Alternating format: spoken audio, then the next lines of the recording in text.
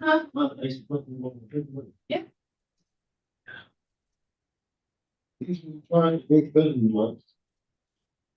Why, yeah. Can you hear me? Yes, I can hear you. Thank you. Yes, Judge. Thank you.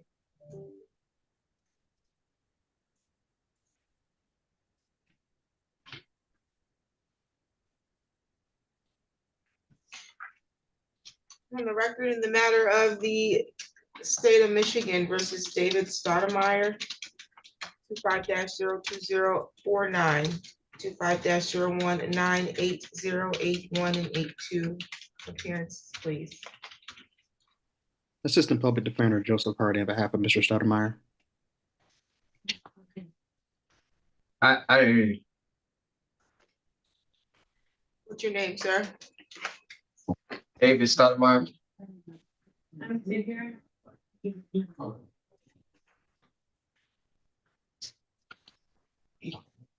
Mr. Stoudemire, today's the date set for an arraignment. I do have a felony complaint here that I'm going to arraign you on. The allegations are that on or about May 15, 2025, at the area at or near 900 Long Boulevard, that you allegedly committed the act in count 1 of assault with intent to murder, and that you did allegedly make an assault upon a Daniel Thomas Bishop with the intent to murder or the intent to commit the crime of murder, and that this was contrary to Michigan Compiled Law 750.83. It's a felony. The maximum penalty is life or any number of years. Your DNA is to be taken upon your arrest, and a consecutive sentence may be imposed under the law if the assault was committed in a place of confinement.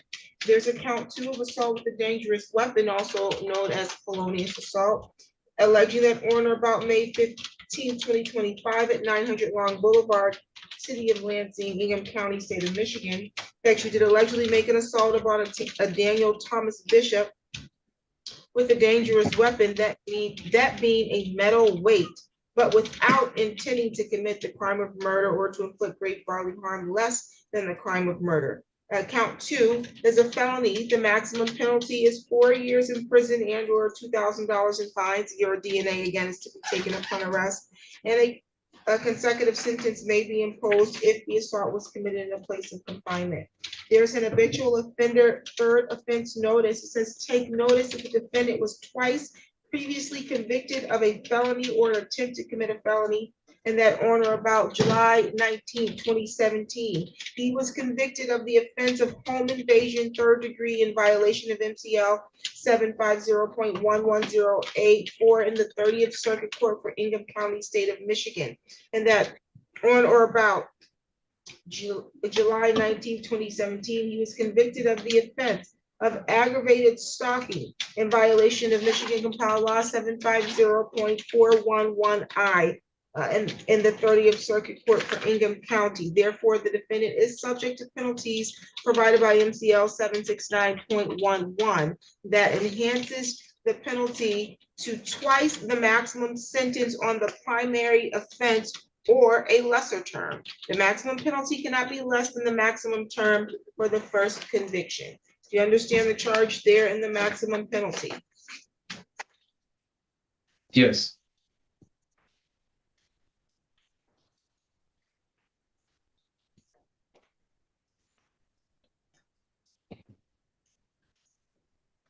Okay, file number 25-01980. A misdemeanor.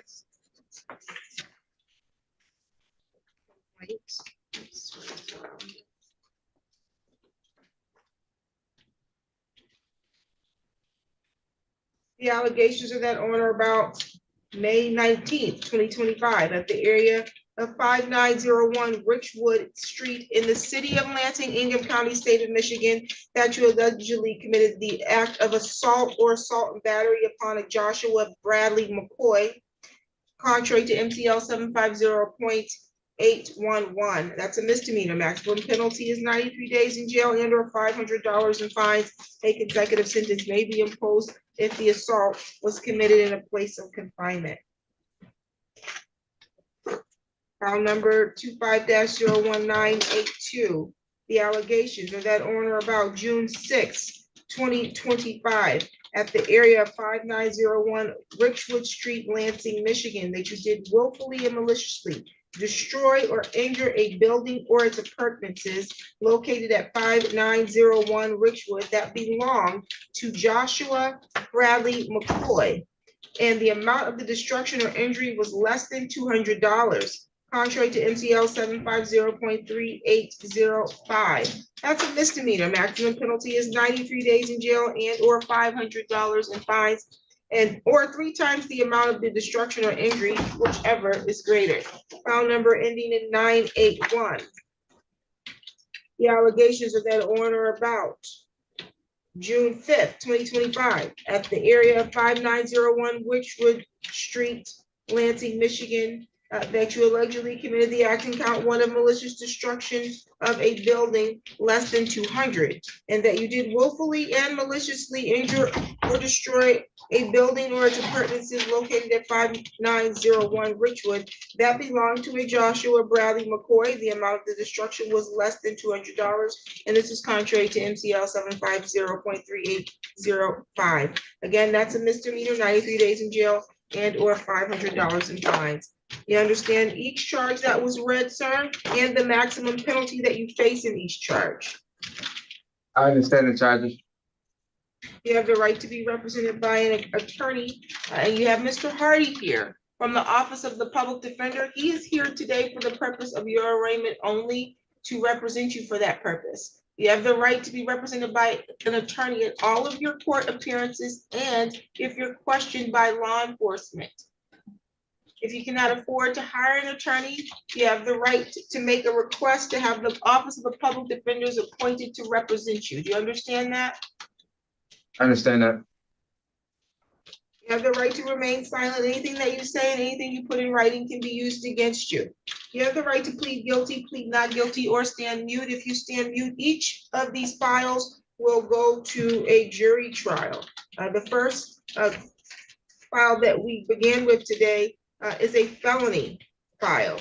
Because you're being charged with felonies in both counts 1 and count 2, you have the right in that file to proceed to a preliminary examination. You have the right to have that preliminary examination within 21 days of today's date, unless you waive the timeline for that or the court finds good cause to go beyond the 21 days. You understand that? I understand that. At the time of your preliminary examination, you have the right to have the prosecutor establish that they have sufficient probable cause that a felony was committed and sufficient probable cause to charge you as the individual who committed the felony.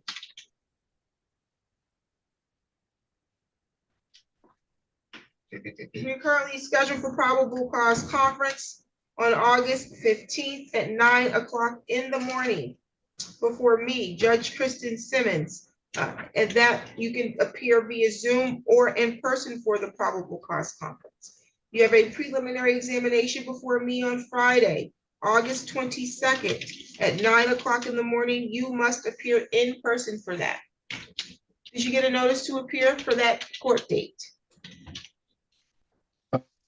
I think so. I got some court notices here, so I think so. Don't think so. I just asked you, you got it in front of you, use your eyes to look. Do you have one Okay. for a felony to appear before Judge Simmons on the dates that I just gave you? Because I don't want you to leave here and then when you don't show up, you tell me, well, I didn't have that paper. I got the paper. It says 08/15/25 9 a.m. Okay, and then what, is there another date on there? Yep, 8/22/25 9 a.m. Thank and you. 8/18. Very good. And that's for your other 3 files, which are misdemeanors. They do not have a preliminary examination date. So your next dates on those 3 files are pre-trials. I'm assuming they're all before. All of those are set before me as well, Judge Simmons, and those will be on August 18th at 10 o'clock in the morning. Okay? Okay. In each of these files, you have the right to the presumption that you're innocent, and you can take these matters all the way to a trial, that being a jury trial, and maintain your innocence until proven guilty. You have the right to require the prosecutor prove each element of each of the charges being brought against you beyond a reasonable doubt. You have the right to maintain silence at trial and not have silence be used against you. You have the right to see, hear, or question any witness that the prosecutor calls to testify against you, the right to subpoena witnesses to testify on your behalf and present evidence that you believe show a defense to the charges being brought against you, and a right to waive silence and testify at your trial. Do you have any questions about those rights? No, I don't have any questions. Are you currently employed? No. How do you support yourself? Family members. What's your home address? I don't have a home address right now. Where do you sleep? I've been sleeping at different hotels. At different hotels? Yep. And how are you paying for these hotels? Family members are paying for? Yep, some of my family members. Where do you receive your mail? You could, on Churchill, 3801 Churchill.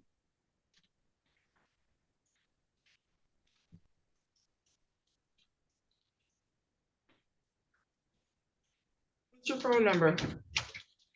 517 438 6918. Are you on probation at this time? No, Are you on parole? no.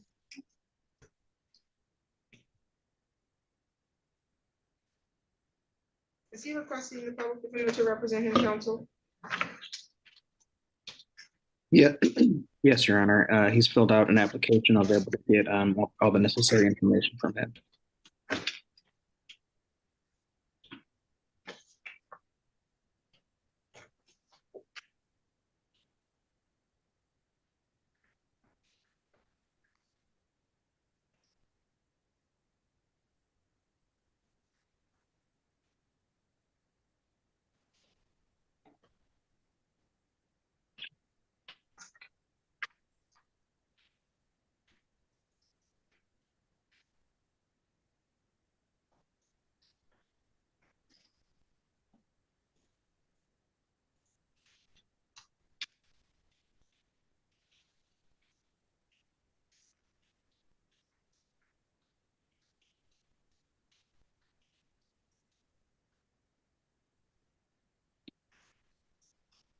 You can address bond. Thank you, Your Honor. So, we do acknowledge the seriousness of the allegations against him. I would say that they are still just those allegations for which he does still enjoy his presumption of innocence. What he stated to me is that he is someone that has never missed court. He's someone that's lived in Michigan for most of his life, so I would say he's definitely not a flight risk. And I would say that just for the previous felonies, while those are serious convictions, I would say that those are not necessarily violent offenses. So at this point, I'll be requesting that Mr. Stoudemire be awarded either a PR or a low 10% bond with the GPS tether. I have 4 files that are opening, one being a felony. Assault with intent to murder is the first count. He's being charged as an habitual third offender. And the argument is that because he lived here all of his life,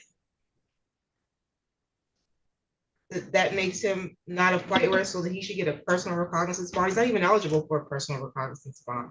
These are complete and utter risks to the public safety.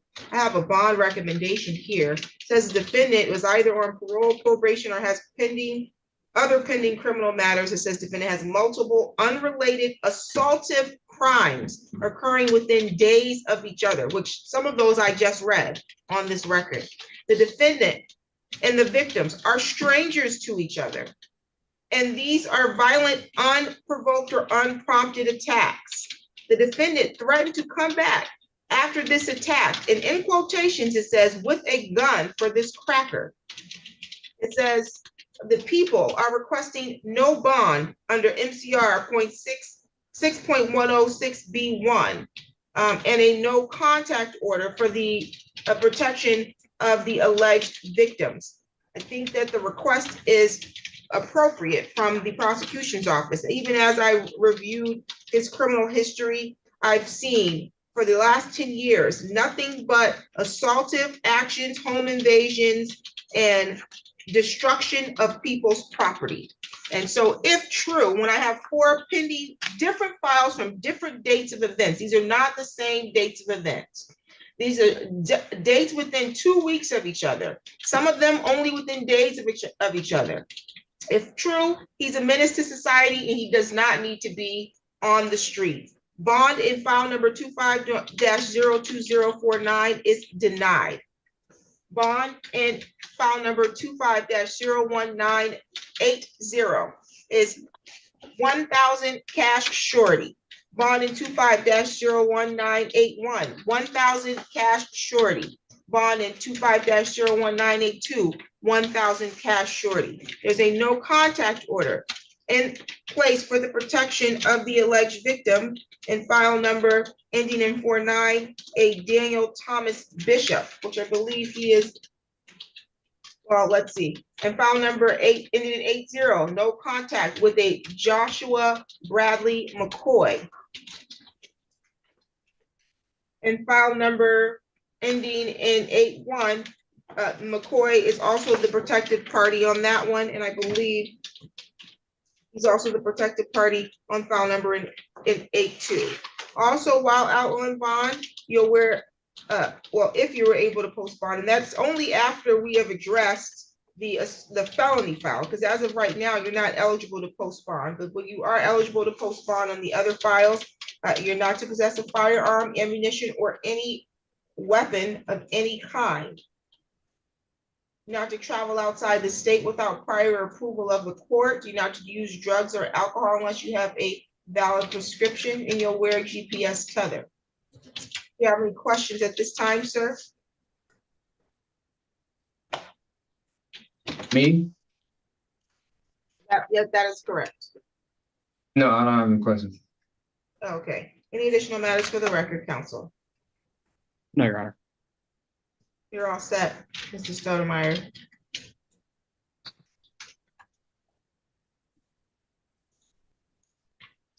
Mr. Pfeiffer, which matter are you here for? Your Honor, I am here on the Dean Davis file.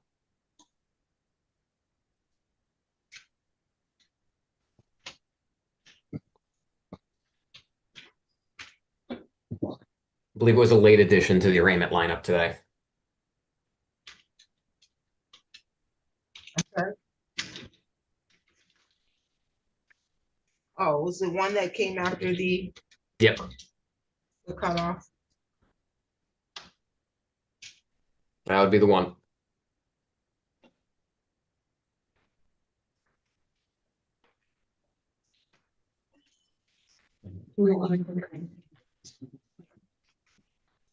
I don't know if I put bond on that misdemeanor file.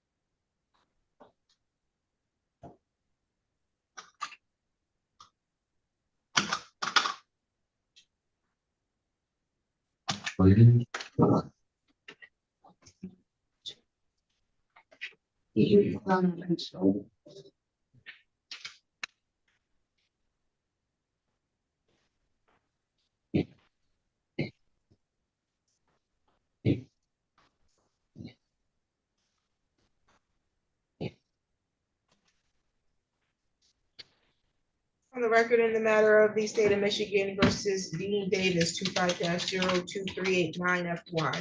Council appearance. Good afternoon, Your Honor. Assistant Prosecuting Attorney Adam Pfeiffer on behalf of the people. Assistant Public Defender Joseph Hardy on behalf of Mr. Davis. This is Dean Davis Jr., is that correct? Yes.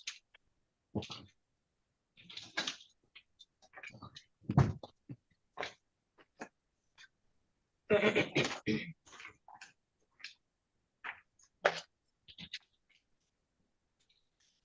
Mr. Davis, I do have a felony complaint here that you need to be arraigned on. The allegations are that on or about August 5th, 2025, at the area 517 North Sycamore Street, which is in the city of Lansing, Ingham County, state of Michigan, that you did allegedly in count one, commit the act of unlawful imprisonment. The allegations are that you did knowingly restrain an Austin Takami Iwahara by means of a weapon or dangerous instrument, and or knowingly restrain Austin Iwahara to facilitate the commission of assault with intent to do great bodily harm, interfering with a crime report, committing a crime, threatening to kill or injure, or interfering with electronic communications, a felony, and or secretly confined and knowingly restrained Austin Iwahara contrary to MCL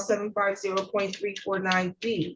There's a Sex Offender Registration Act notice indicating that this is a tier 1 offense under the Sex Offender Registration Act if the victim is a minor. It's a tier 2 offense if the defendant has a prior conviction for a tier 1 offense. It's a tier 3 offense if the defendant has a prior conviction for a tier 2 offense. Count 1 is a felony. The maximum penalty is 15 years in prison and or $20,000 in fines. Count 2, assault with intent to do great bodily harm less than murder or by strangulation, alleges that on or about August 5th at 517 North Sycamore, that you did make an assault upon an Austin Iwahara with the intent to do great bodily harm less than murder, and this is contrary to MCL 750.84. That's a felony. The maximum penalty is 10 years in prison or $5,000 in fines. Your DNA will be taken upon arrest. A consecutive sentence may be imposed under MCL 750.506A if the assault was committed in a place of confinement. Count 3, interfering with a crime report, committing a crime, threatening to kill, injure, or cause property damage, alleges that on about August 5th, again at 517 North Sycamore, that you did, through the unlawful use of physical force, prevent or attempt to prevent another person from reporting a crime committed or attempted by another person. And the violation involved committing or attempting to commit unlawful imprisonment or interfering with electronic communications or threatening to kill or injure a person, contrary to MCL 750.4831 and MCL 750.483A2B. That's a felony, maximum penalty, 10 years in prison and or $20,000 in fines. A consecutive sentence may be imposed for any other crime, including any violation of law arising out of the same transaction. Count 4, interfering with electronic communications, alleges that on or about August 5th at 517 North Sycamore Street in Lansing, Michigan, that you did willfully and maliciously prevent, obstruct, or delay by any means the sending, conveyance, or delivery of an authorized communication by or through a telephone line, and that this was contrary to MCL 750.5405A. That's a felony. Maximum penalty 2 years and or $1,000 in fines. Count 5, child abuse, 4th degree, alleges that on or about August 5th at 517. Are you falling asleep, sir?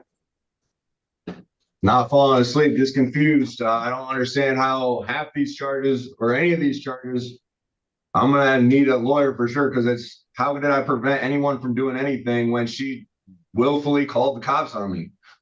So I just don't understand any of that. She willfully left the apartment. She willfully did anything. How did I prevent anything if she just did those things? She did those things, you know what I mean? Let alone child abuse. We have a child together. How did I abuse the child? Exactly. I'm sorry, Mr. Hardy, are you representing him today?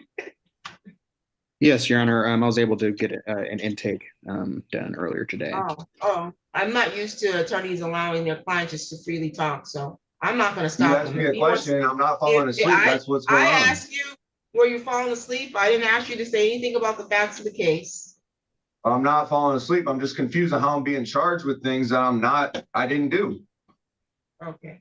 Back Sir. to count 5, child abuse, 4th degree, that you did knowingly or intentionally commit the following act or acts under the circumstances which posed an unreasonable risk of harm or physical injury to a child by attacking the mother holding that child. Now, this is contrary to MCL 750.136B78. That's a misdemeanor, maximum penalty 1 year or probation for up to 5 years.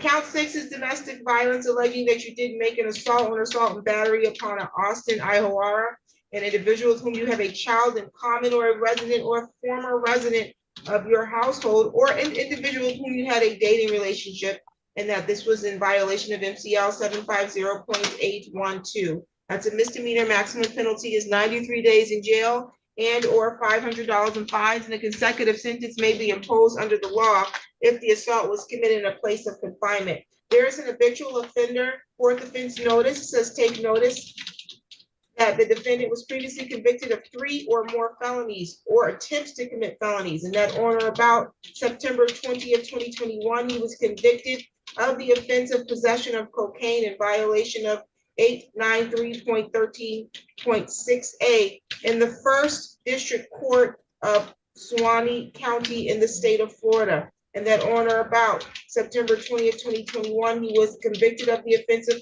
possession of LSD in violation of 893.13 in the 1st District Court for Suwannee County in the state of Florida. And that on or about September 6, 2016, he was convicted of the offense of police officer resist in violation of 843.02 in the 4th District Court for Palm Beach County in the state of Florida. And therefore, the defendant is subject to the penalties provided by MCL 769.12. The maximum penalty you're facing is life in prison if the primary offense has a penalty of 5 years or more. The primary offense in this case does have a maximum penalty of 5 years or more. So you are facing up to life in prison. Do you understand that? Yes, that's ridiculous if I get life, that's unbelievable. I didn't ask for your I didn't ask for you how you felt about it. I asked if you understand the maximum penalty. Okay? Yeah, I understand it. I also have file number 25-01864. Let's see here.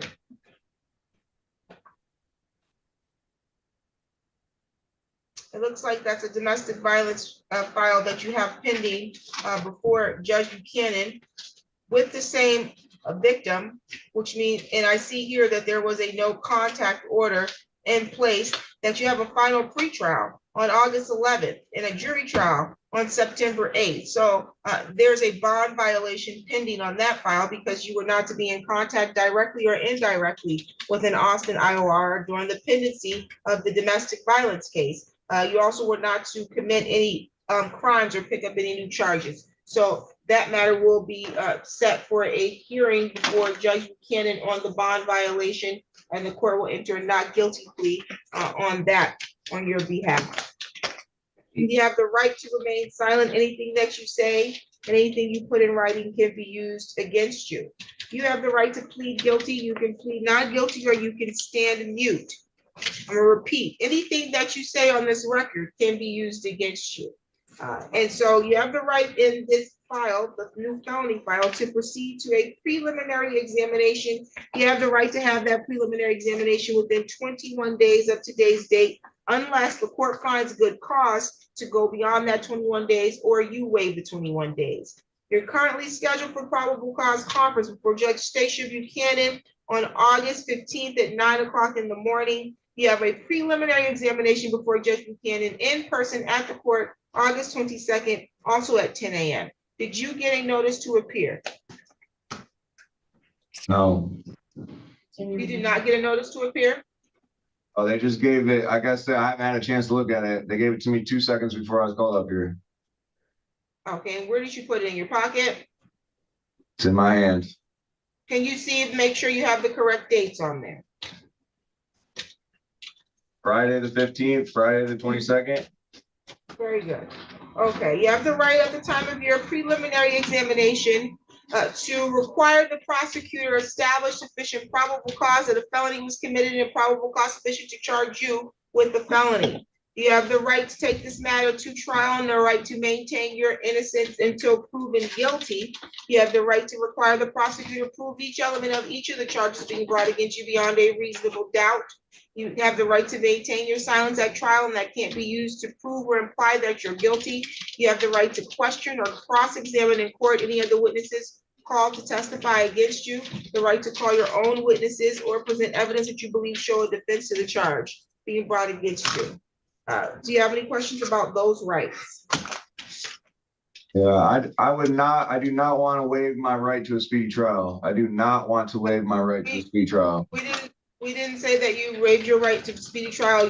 We know that you will not waive your right to that, sir. I do not want to waive my right to a speedy trial under any But that was not circumstances. my question. That was not my question. My question is, did you have any questions about any of the rights that I just went over? No, ma'am.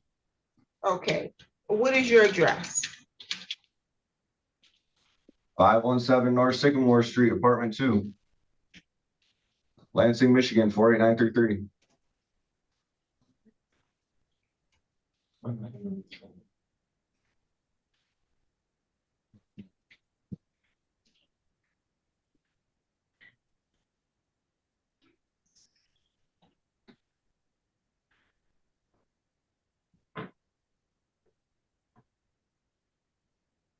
Is that the address of the protected party? Yeah, I have another address as well that I can stay at besides there. Well, obviously, because you already have a domestic violence, so you can't stay with her, and you know that. I know Where she you stays stay? at my place. That's my apartment. She stays there. That's fine. Okay. I go to my dad's place. It's 6740 North Burkhart Road, Howell, Michigan.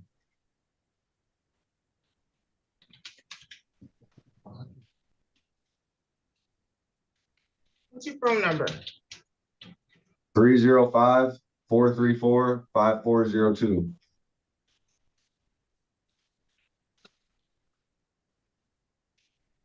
Are you on probation or on parole?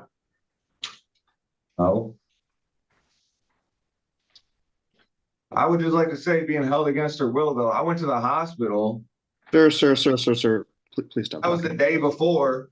And then the day that I got arrested the next day, she just left. Like, at no point did I have her phone, stop her from doing anything. Like, to say that I held her against her will is just ridiculous. Or took her telecommunication device. It's just ridiculous. Please stop talking. Okay. I'm just saying there's plenty of evidence that would prove I didn't do that. She left the house multiple times before she came to the decision that she was going to call the police because I didn't want to reconcile with her. Counsel, you can address bond. Thank you, Your Honor. So, Mr. Davis, we do acknowledge the seriousness of the charges. What I would say is that he is someone that has lived in Michigan his entire life. He does have another separate place to stay to keep him away from the alleged victim with the address that he just gave. I would say that according to what he stated to me, is that he does not have a history of failing to appear either. So I don't think there's any danger of him attempting to flee this court's jurisdiction. I do think that these are that with these allegations that any concern for the public could be alleviated through the use of a GPS tether. So I'd be requesting a low 10% bond, Your Honor. The prosecutor here to be heard on bond. Yes, Your Honor. First, it appears that he's been misleading his attorney. He's absolutely been charged with failing to appear in prior domestic violence Did felony not tell my cases. attorney. I told my attorney that I had not Secondly, appeared before. he I am has not the one who's not. misleading my attorney. Sir, I did not mislead my attorney. My Sir. attorney forgot what I had Mr. said. Davis. My attorney forgot what I had said. Mr. Davis, you have What? one more outburst and you are remanded and we won't address your bond. Close Okay, your but mouth. Close your mouth. inconsistencies all through here. Remand, bond denied. Thank you, Your Honor. Thank you, Your Honor. Have a good rest of your day. Same to you.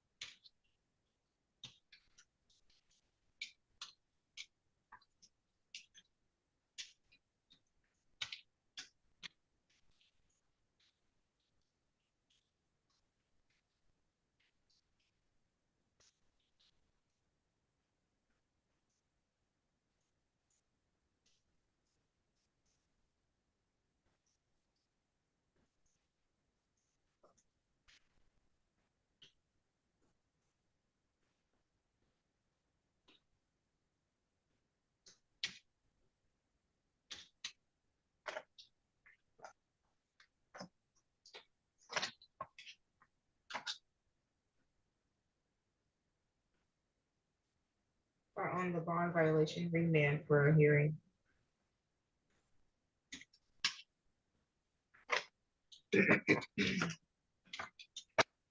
Okay, on the record, in the matter of the people of the state of Michigan versus Jeffrey Tabor, 24-01373, appearance please.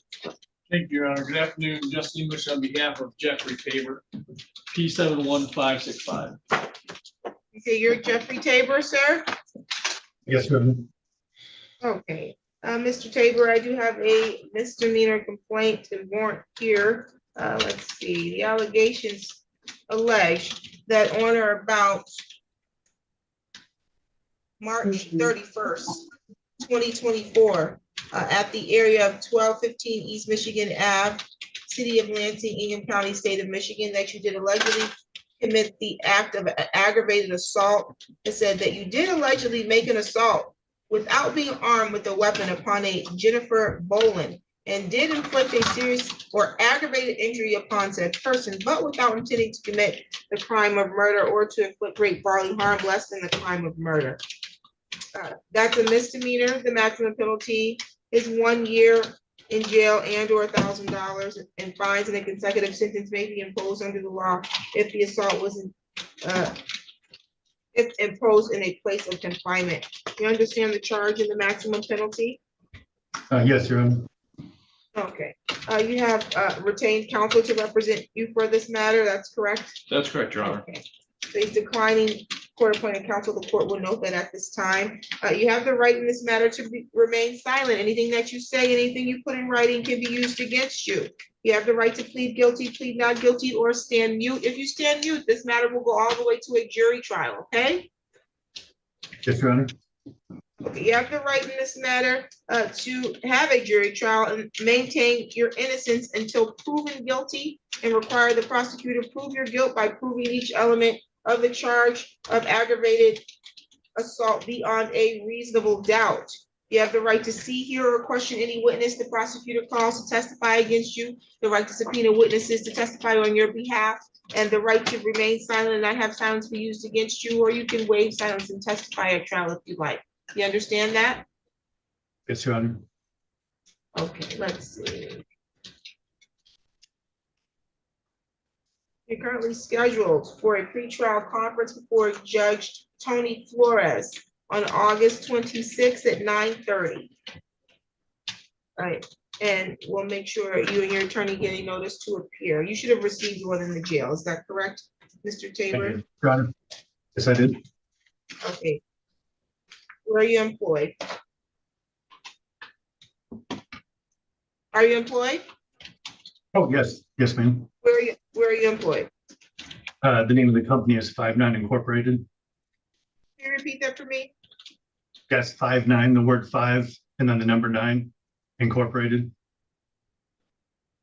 We're a cloud-based contact center solution for financial industry.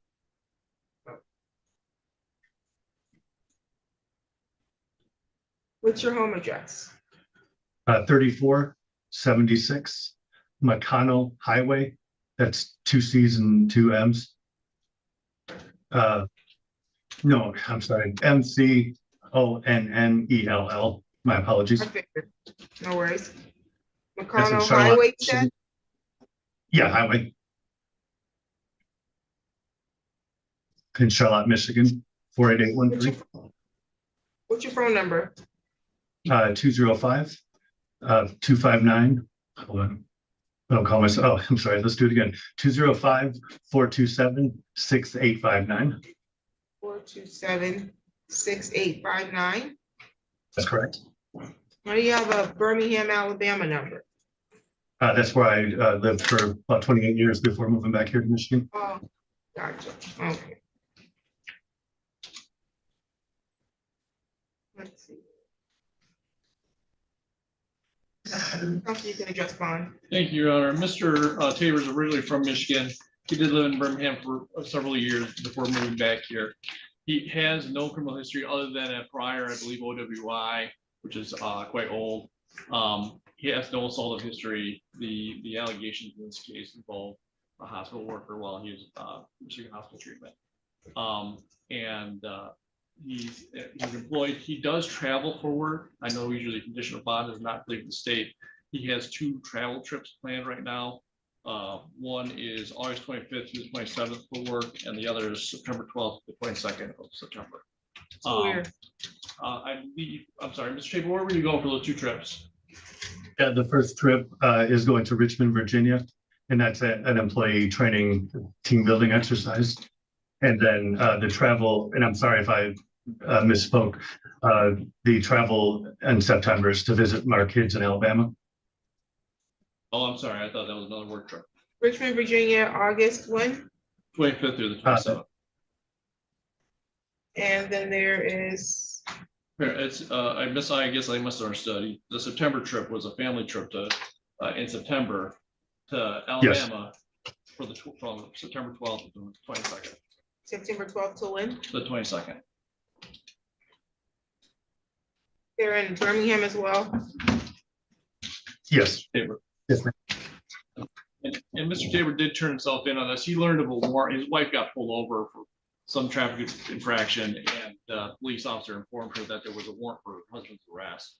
Once he learned that, he did turn himself in to get this taken care of, hired our office. We got it worked out.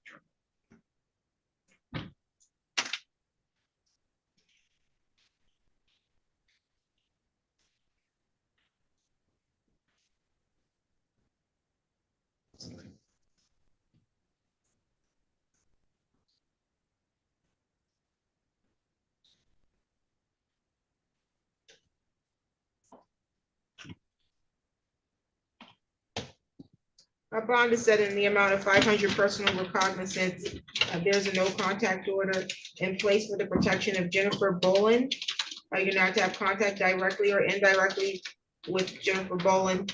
I'm assuming Jennifer Boland works at Sparrow, so I'm not gonna say you can't be where she works, but you can only be at Sparrow if you are receiving medical treatment, okay? Understand. Thank you, Your Honor.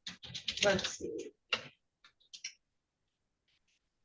And you're not to engage in any assaultive or threatening behavior. You're not to travel outside the state without prior approval. Your request that was stated here on the record are both approved. You're not to use drugs or alcohol without a prescription. You're not to possess a firearm, ammunition, or weapon of any kind. You have any questions about your bond conditions? No questions, Your Honor. Any additional matters for the record, counsel? No, Your Honor, thank you. Thank you. Let's see, on the record in the matter of the state of Michigan versus Rayshawn Worthy, 25-02387, appearance, please. Assistant Public Defender Joseph Hardy on behalf of Mr. Worthy, who is walking in and appearing via Zoom. Thank you. Okay, you're Rayshawn Worthy. Yes, Your Honor. Okay, Mr. Worthy, I have a felony complaint here. The allegations are that on or about August 5th, 2025, at 330 East Elm Street, Lansing, that you committed the act in count 1 of assault with intent to do great bodily harm, less than murder or by strangulation, and that you did make an assault upon a Desiree Terry Lynn Allen Marion by strangulation or suffocation, and that this was contrary to MCL 750.84. Count 1 is a felony with a maximum penalty of 10 years in prison or $5,000 in fines. Your DNA is to be taken upon arrest, and a consecutive sentence may be imposed under the law if the assault was committed in a place of confinement. Count 2, domestic violence, alleges that on or about the same date and time at the same location that you did make an assault or assault and battery upon Desiree Terry Lynn Allen Marion, an individual with whom you had a dating relationship, and that this was done contrary to MCL 750.812. That's a misdemeanor. The maximum penalty is 93 days in jail and or $500 in fines. Again, a consecutive sentence may be imposed under the law if the assault was committed in a place of confinement. You are, however, charged as an habitual offender, 4th offense notice.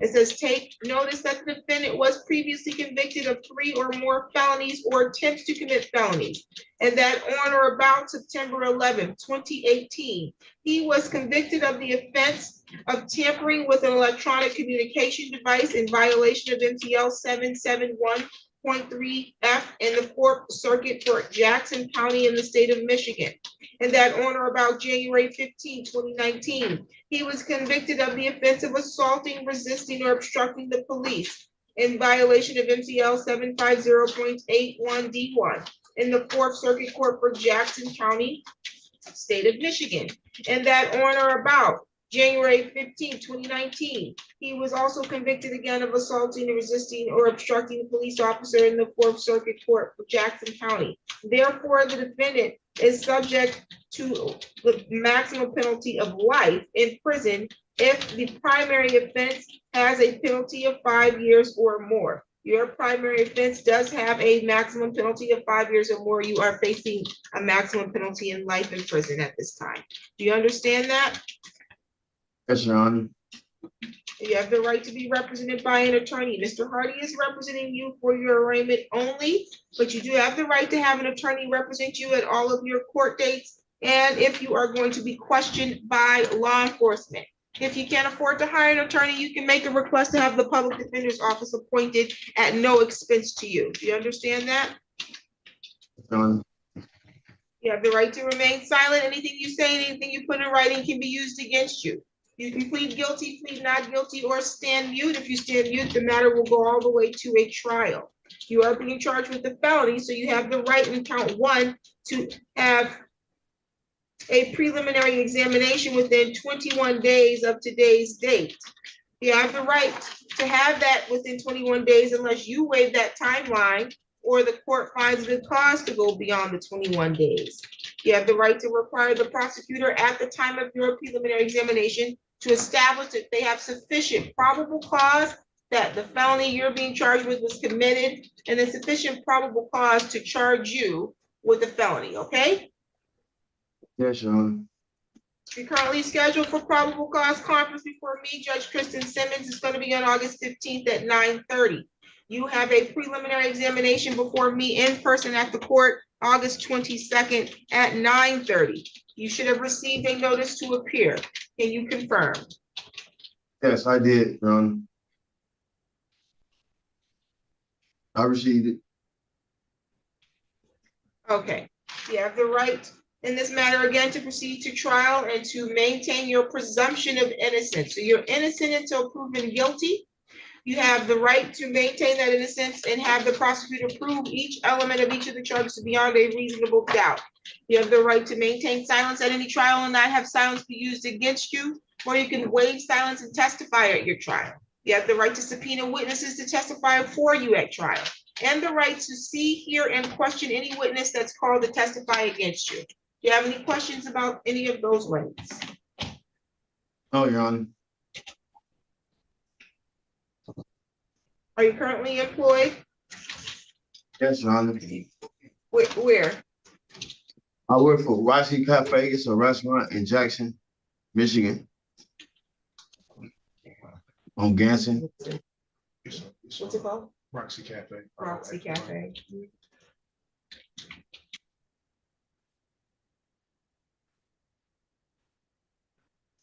What's your phone number? 517-299-3863. Where do you live? 300 Green Park Drive, Mason, Michigan, 48854.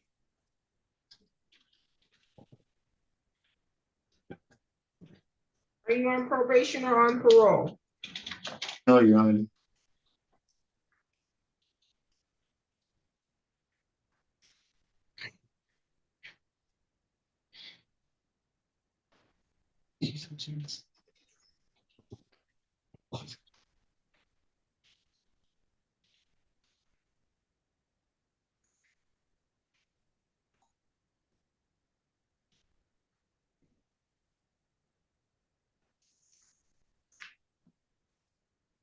Do you have any other criminal matters pending? PPO violation, that's it. It's out of 30th Circuit Court. They just PR bond me for it today. You have a PPO in 30th Circuit? Yeah, I just was arraigned on it today because of the Okay, charges that right now. Is it the protected party is Desiree? Yes, yes, Your Honor.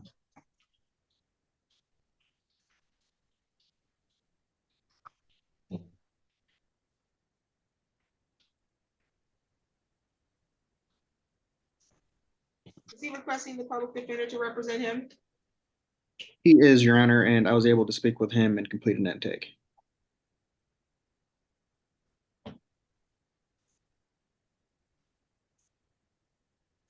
Okay, the court will enter a plea of not guilty on your behalf. Let's see.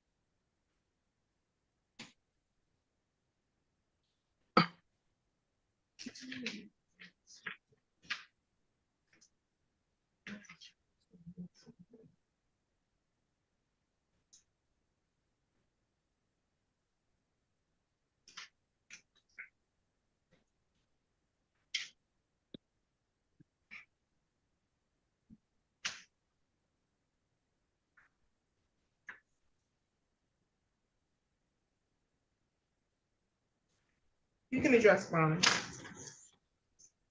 Thank you, Your Honor. So, what we do acknowledge the previous habituals that you kindly listed off. I would just say that the most recent pair being the felony RNOs in 2019. I would say that none of those previous felony convictions involved any type of acts of domestic violence against this partner or against anyone else.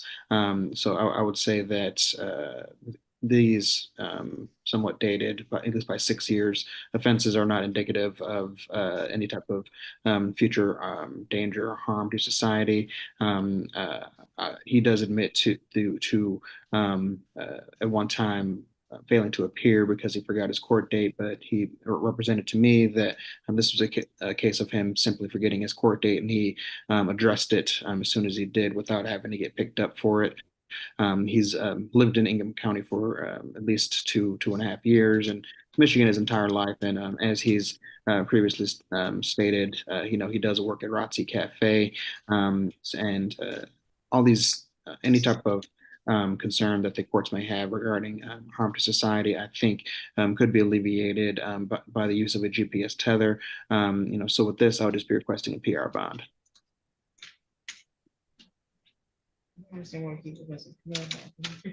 Maybe I'm missing something. He has a PPO with the same victim. So that right there is a presumption that at least the circuit court believes that there was enough grounds to grant a protective order for this person that allegedly he was with in violation of this PPO with yesterday and allegedly committed a domestic violence and an assault with intent to do great bodily harm less than murder and is facing life.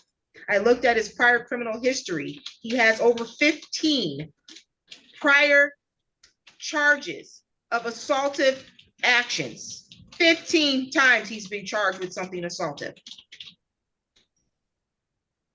He's a threat to the public safety. Bond in this matter is set at $50,000 cash surety with a GPS tether. There's a no contact order. You're not to have contact directly or indirectly with the protected party, that being the Desiree Terry Lynn Allen Marion. You can't call her. You can't text her. You can't call her from the jail. You can't have anybody else call her on your behalf while you're in the jail. You can't be within 2,000 feet of wherever she is for whatever reason. Do you understand that? Yes, Your Honor. Do you have any questions, comments, or concerns or confusion about a no contact order? As far as the PPO, I think that they only I'm not talking about your violated PPO. I'm not talking about you. I'm not talking about your PPO. Do you have any questions, comments, or confusions about the no contact order that I just issued? No, Your Honor. While out on bond, you're to wear a GPS tether. There'll be victim notification if possible. You're not to possess a firearm, ammunition, or weapon of any kind. You must report to pretrial services within 48 hours of your release. You're not to use alcohol or drugs without a prescription. You're not to travel outside the state without prior approval of the court. You need to be at all your future court dates. You'll see me on the 15th. Do you have any questions? No, Your Honor. Any additional matters for the record? No, Your Honor. You're all set. For the record, in the matter of the state of Michigan versus Rashid Balungo, 25-02329, appearance, please. Assistant Public Defender Joseph Hardy on behalf of Mr. Balungo.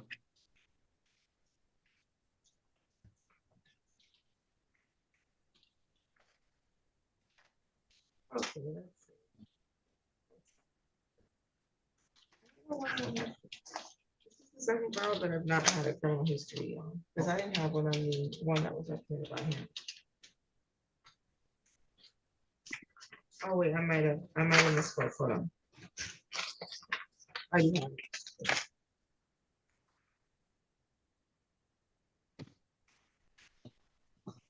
Okay, Mr. Balungo, is that correct? Yes.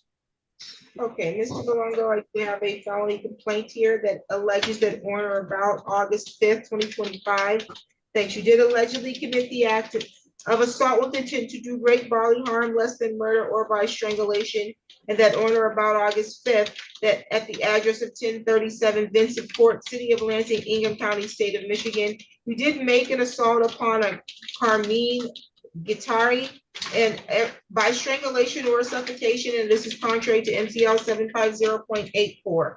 That's a felony. The maximum penalty on count 1 is 10 years in prison or $5,000 in fines. Your DNA is to be taken upon arrest, and a consecutive sentence may be imposed under MCL 750.506A if the assault was committed in a place of confinement. Count 2, domestic violence, alleges that on the same date and time at the same location, you allegedly committed an assault or assault and battery upon a Carmine Guitar, a resident or former resident of your household or an individual with whom you had a dating relationship, and that this is contrary to MCL 750.812. That's a misdemeanor. Maximum penalty is 93 days in jail and or $500 in fines, and a consecutive sentence may be imposed under the law if the assault was committed in a place of confinement. Do you understand the charges read in count 1 and count 2 and the maximum penalty on both? Yes. Okay, you have the right to be represented by an attorney. Mr. Hardy's going to represent you today to be arraigned. You have the right to have an attorney at all of your court appearances and if you're questioned by law enforcement. You have the right to remain silent. Anything that you say, anything you put in writing can be used against you. You have the right to plead guilty, plead not guilty, or stand mute. If you stand mute, the matter will go all the way to a jury trial. You have the right to request the public defense office to represent you if you cannot afford to hire your own attorney. Do you understand your right to counsel? Yes. Is he requesting the public defender's office?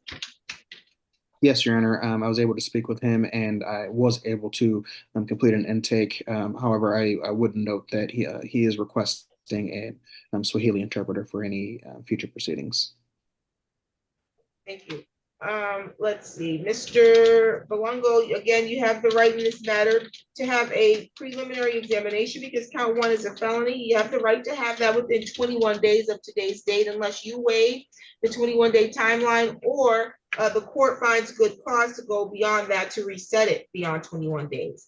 You're currently scheduled for probable cause conference before Judge Cynthia Ward on August 14th at 9 a.m. You have a preliminary examination before Judge Ward on August 21st at 9:30. You must appear in person. Did you get a notice to appear? Yes. And is the date that I just said what you got on your notice to appear? Yes. Okay. You have the right at the time of your preliminary examination to require the prosecutor establish that they have probable cause sufficient to charge you with the felony that you're being charged with. You understand that? Yes, ma'am. You have the right to proceed to trial and maintain your innocence and to have the prosecutor prove each element of the charges being brought against you beyond a reasonable doubt. You can maintain your silence even at trial, and they can't use that to prove or imply that you're guilty. You can waive your silence at trial if you'd like and testify, or you can subpoena witnesses that will testify on your behalf. And you have the right to present evidence at your trial to show a defense to the charges being brought against you. Lastly, you have the right to see, hear, and question in court any witness called to testify against you. Do you understand me? Yes. Okay. Do you have any questions at this time? No. Are you employed? No. You said no. How do you support yourself? Sorry. Are you employed? No, I'm not employed. How do you pay your bills? I do hair. You say That's you do home. hair? Yes. What do you do to hair? I'm a salonist. You're who? Hairdresser. You're a hairdresser? Yes. I just Oh, do so home. then you do hair at home? Yes. And what do you do to the hair? What are you doing? Are you styling? Are you cutting? What are you doing? Style.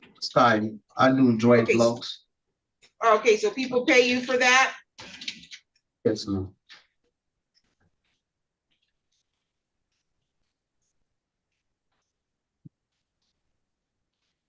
What's your home address?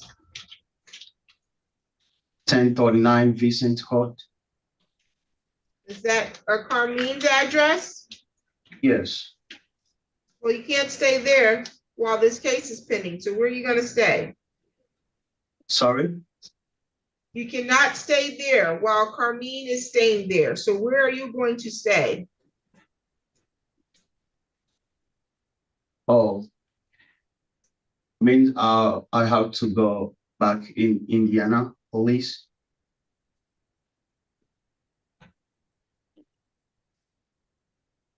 Back to Indiana. Yes. What, you were living in Indiana prior to this? Yes. Okay, well, you're not allowed to leave the state while this case is pending. Okay. Where I are you, will live where are with, you gonna stay? my friend's house. Where is that? His name Musa.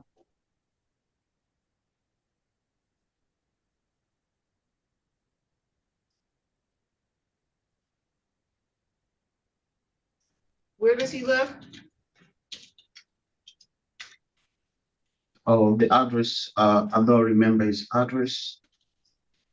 It's like 25 minutes to Carmen house. You don't know where, does he live in Lansing? Yes, But you don't know the address? yes. What's your phone number? 317-2233-196.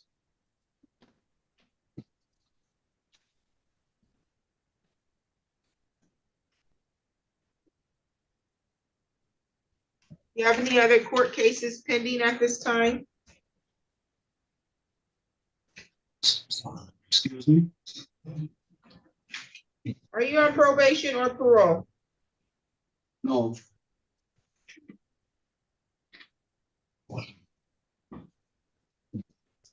You're not on probation? yes. I just asked you, were you on probation or parole? Where are you on No, probation? I'm supposed to start a probation on 7. What court? Oh, Charlotte Court. 56A District Court? Yes. You're on probation for 12 months? Mm-hmm. Yes, ma'am. Oh, okay.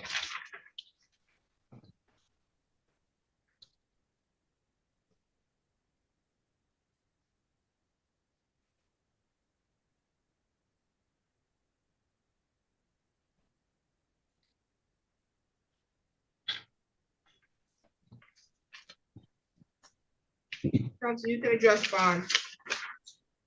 Thank you, Your Honor. So, Mr. Bolingo is someone who has lived in Michigan for about 1 year now. I would say that his criminal history is not one that reveals himself to be any type of violent person.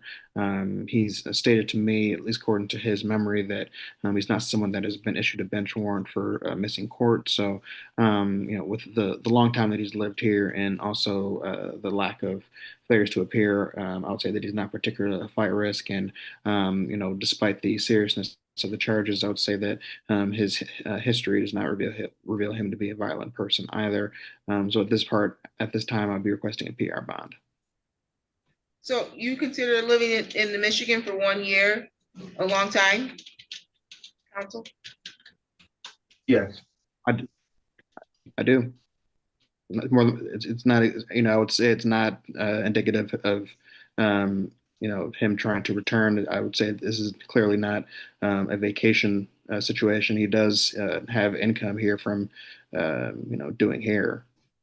That's not what he said. He said he's unemployed, and he told me he could just go back to Indiana. That's what he said, actually. The other concern is, yeah, he's not employed. He doesn't have stable housing here because it sounds like he lives with the protected party. And when I asked him where he could stay, he couldn't provide me with a valid address. He said he could just go back to Indiana. But notwithstanding any of those things, no, he's on probation. He's under court supervision right now. And I'm positive that Eaton County didn't tell him he could leave the state, nor is Eaton County gonna not violate him for having a new charge, assaultive crime that pended within 1 week of him being placed on. He was just placed on probation a week ago. So he's not eligible for a PR bond because he's under court supervision. Also, the court does believe that there is a concern that he's not gonna return back to court, or that we're not gonna get a valid address for him. And so with that being said, the people did request bond to be set at $100,000 cash surety. They said that the issue that they see as a protection for the public under MCL 765.6 and MCR 6.106F, because the crime involves violence towards another person in an intimate partner relationship. It says they were requesting that the defendant have a cash surety bond, that he be ordered not to be in the presence of Carmine Guitar, and that he's not to be in contact directly or indirectly, and not to possess any firearm or dangerous weapons. I think $100,000 is a bit more than necessary to secure the public and the safety in this particular instance, but bond will be set in the amount of 10,000, 10% with GPS tether. There's a no contact order.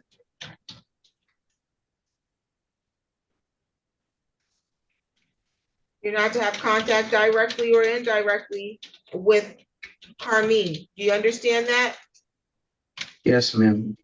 You can't speak to her, you can't call her, you can't text her, you can't have anybody else call her, nobody else can text her, you can't go by her house, you can't be at the same supermarket where she is, you can't go by her job, you can't call her from the jail. Do you understand that? Yes, ma'am. So no communication of any kind. You're not to possess a firearm, ammunition, or weapon of any kind. You, again, cannot leave the state unless you get permission from the court first. You understand that? Yes. You need to report to pretrial services within 48 hours of your release. You're not to use alcohol or drugs without a prescription, and you need to make sure you appear for all of your court dates. Do you have any questions? Any additional matters for the record, counsel? No, Your Honor. You're all set, sir.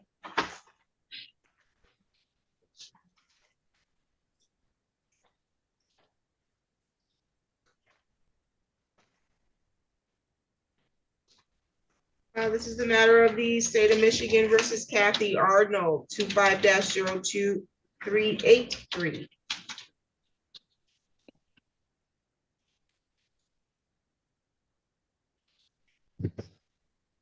Parents, please. Assistant Public Defender Joseph Hardy on behalf of Ms. Arnold. You're Kathy Arnold? Yes, I am. Okay, Ms. Arnold, I have a felony complaint here that alleges that on or about August 5th, 2025, that you allegedly committed the act of controlled substance possession of cocaine, heroin, or other narcotic less than 25 grams, and that on or about the date in question at South Cedar Street in Kalamazoo, Lansing, Michigan, Ingham County, that you did knowingly or intentionally possess less than 25 grams of a mixture containing the controlled substance cocaine, and this is in violation of MCL 333.74032A(b). That's a felony, maximum penalty 4 years and/or $25,000 in fines. You understand the charge and the penalty, ma'am? Yes. You are represented by the Public Defender's Office to be arraigned today, but you do have the right to counsel and the right to be appointed counsel if you cannot afford to hire one. You understand that? Yes. You have the right to have an attorney represent you at all of your appearances in court, and the right to have an attorney represent you if you're questioned by law enforcement. You understand that? Yes. Is she requesting the public defender to represent her? Yes, Your Honor, and I was able to complete an intake. Or will enter a plea of not guilty on your behalf. You have the right in this matter to remain silent. Anything you say and anything you put in writing can be used against you. You have the right to plead guilty, plead not guilty, or stand mute. By standing mute, the matter will continue to a jury trial. This is a felony, so you have the right to a preliminary examination, and you have the right to have that exam within 21 days of today's date unless it's waived by you or the court finds good cause to waive it. You have the right at the time of your preliminary examination to have the prosecutor establish on the record that they have sufficient probable cause that a felony was committed and sufficient probable cause to charge you as the individual who committed the felony. You're currently scheduled for probable cause conference before Judge Cynthia Ward and it's gonna be on August 14th at 9 a.m. You have a preliminary examination before Judge Ward, August 21st at 9:30, okay? Yes, You got a notice to appear for those dates and times, correct? yes, You have the right to the presumption that you're innocent, and the right to carry that presumption all the way through to jury trial and require the prosecutor prove each element of the charge being brought against you beyond a reasonable doubt. You have the right to be silent at trial, and they can't use the silence against you. The right to see, hear, or question any witness the prosecutor calls to testify against you.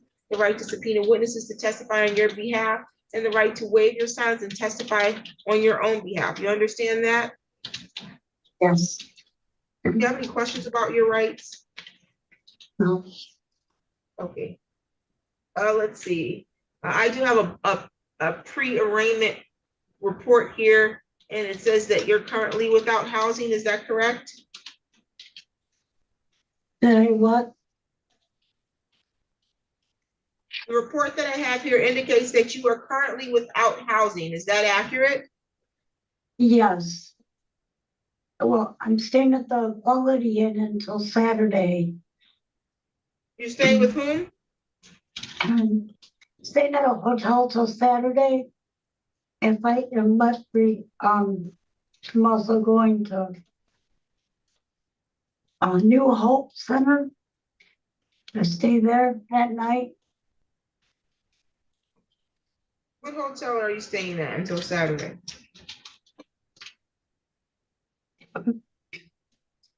Quality Inn, a hotel. And then you said you're going to Mount Hope after that? Yeah. Okay.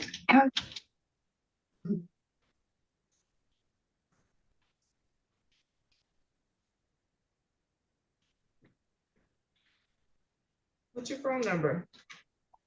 517-485-0145.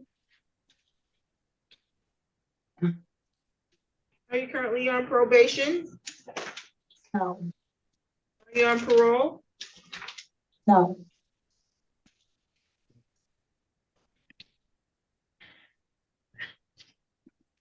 Do you have any other court cases pending?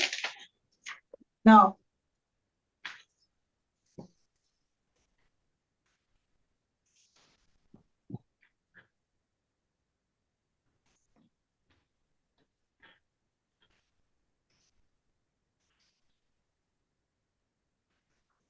Have you ever missed court in the past? No,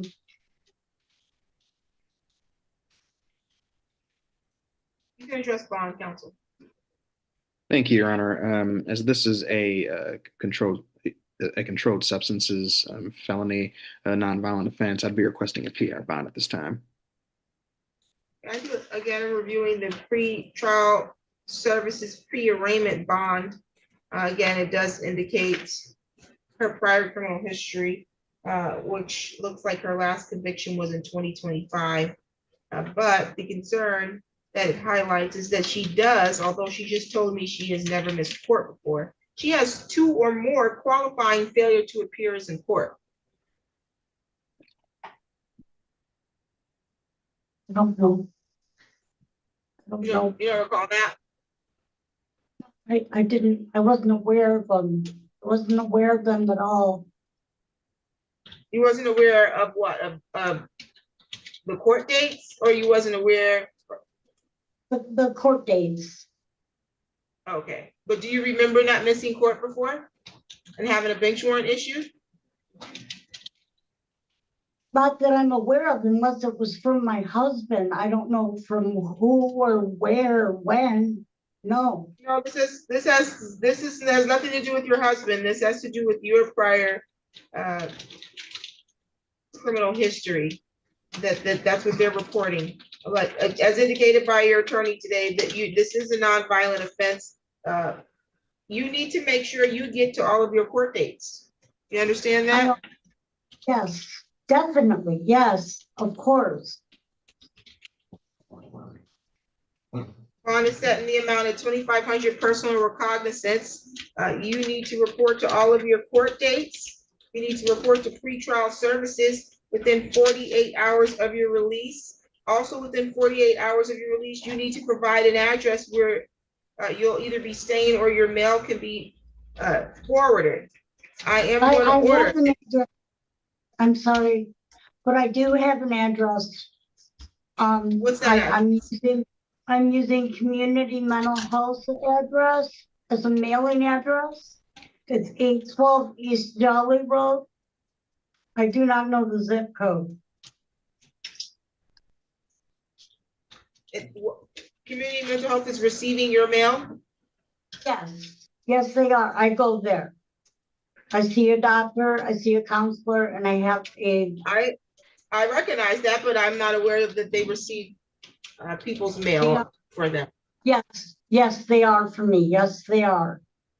Okay, I'll note that here in the file. I am going to order that you participate in drug testing 2 times a month while on bond. Okay. You're not to use drugs or alcohol. You're not to travel outside the state. You're not to possess a firearm or any other dangerous weapon. And you continue with CMH with your services. Yes, ma'am. Do you have any questions at this time? No, I do not. Thank you. Okay. Any additional matters, counsel? No, Your Honor. You're all set, ma'am. Thank you.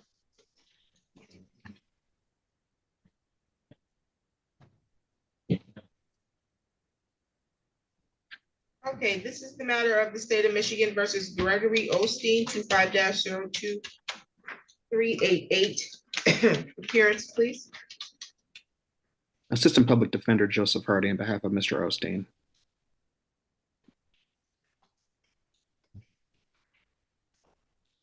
Here, Gregory Osteen.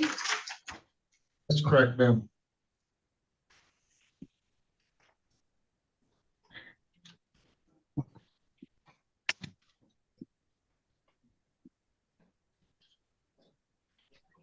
This will road. Okay, let's see here. I have a felony complaint here.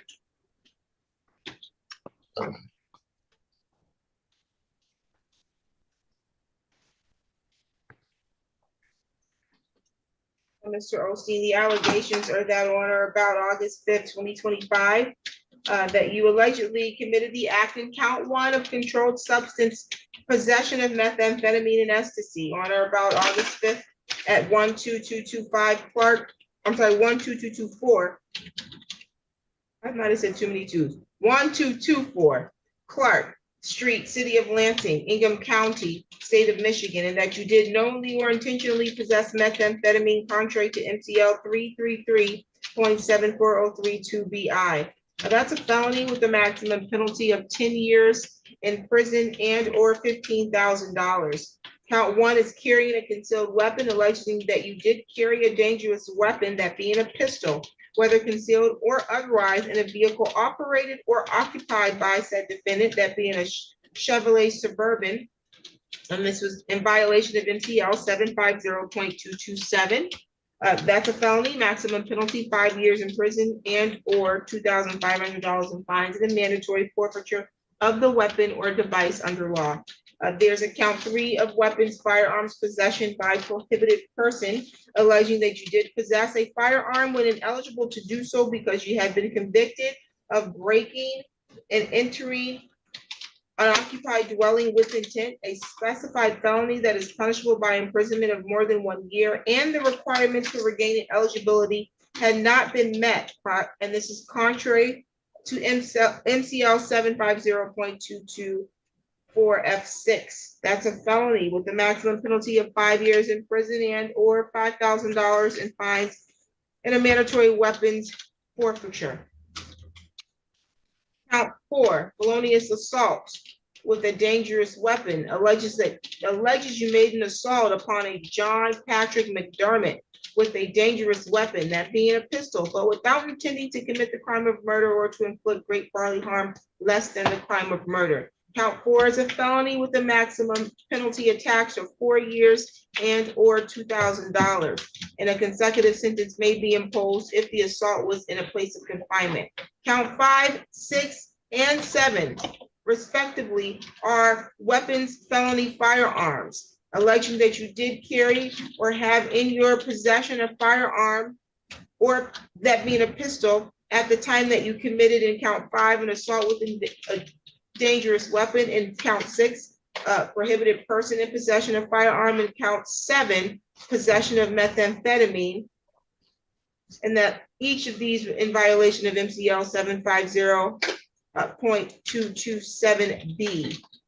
Each count 5, 6, and 7 are felonies with a maximum penalty of 2 years consecutively with and preceding any term of imprisonment imposed for the felony or attempted felony conviction, and there's a required mandatory forfeiture of the weapon or device. You're being charged as an habitual offender. Fourth offense notice. It says, take notice that the defendant was previously convicted of 3 or more felonies or attempts to commit felonies, and that on or about September 12, 1990, he was convicted of the offense of uttering and publishing in violation of 750.249 in the 56th Circuit Court for Eaton County, State of Michigan. And that on or about August 29, 1990, he was convicted of the offense of uttering and public or attempted uttering and publishing in violation of 750.249 in the 30th Circuit Court for Ingham County, State of Michigan. And that on or about July 3rd, 1991, he was convicted of the offense of attempted escape from prison in violation of 750.193 in the 30th Circuit Court for Ingham County, State of Michigan. And therefore, the defendant is subject to enhanced penalties under the law. He is facing life because the primary offense has a penalty of 5 years or more. You understand the charge and the maximum penalty, sir? Yes, ma'am, I do. Okay, you have the right to be represented by an attorney. Mr. Hardy is representing you for your arraignment, but you have the right to have an attorney at all of your appearances in court and if you're going to be questioned by law enforcement. You understand your right to counsel? Yes, ma'am. You have the right to remain silent. Anything you say and anything you put in writing can be used against you. You can plead guilty, you can plead not guilty, or you can stand mute. If you stand mute, the matter goes all the way to jury trial. You have the right to have a preliminary examination in this file because you are being charged with felonies. You have the right to have the preliminary examination within 21 days of today's date, unless you waive that 21-day timeline or the court finds good cause to go beyond the 21 days.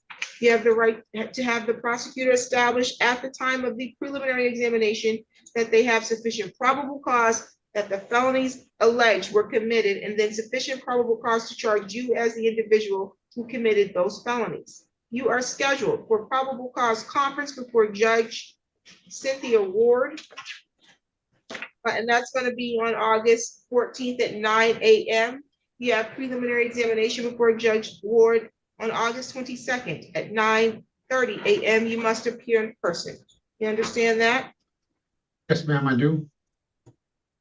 You have the right to the presumption that you are innocent, and you are innocent until proven guilty, and you can maintain your innocence and require the prosecutor take this matter to jury trial and prove each element of the charges that are being brought against you beyond a reasonable doubt. You can continue your silence at trial. They cannot use silence to prove or imply that you are guilty. You have the right to see, hear, or question any witness called to testify against you, the right to subpoena witnesses to testify on your behalf, the right to present evidence that show a defense to any of the charges, and the right to waive your silence and testify if you'd like. You understand? Yes, yes, Your Honor. Is he requesting the public defender's office, counsel? He is, Your Honor, and I was able to complete an intake today. Okay, the court's going to enter a plea of not guilty on your behalf. Are you employed? No, ma'am, I filed for my disability and I'm having a long fight with that due to I was injured by a dog and it screwed me up mentally and physically. And I can't work right now. Very little work. What I can do is like lawn care or something like that. Not strenuous, but I can work very little. I work around the neighborhood, do some work like that. Try to help support myself through my sister. No, that's it. It's only book Where do you live? 213 Douglas Street, Lansing, Michigan, 48906. What's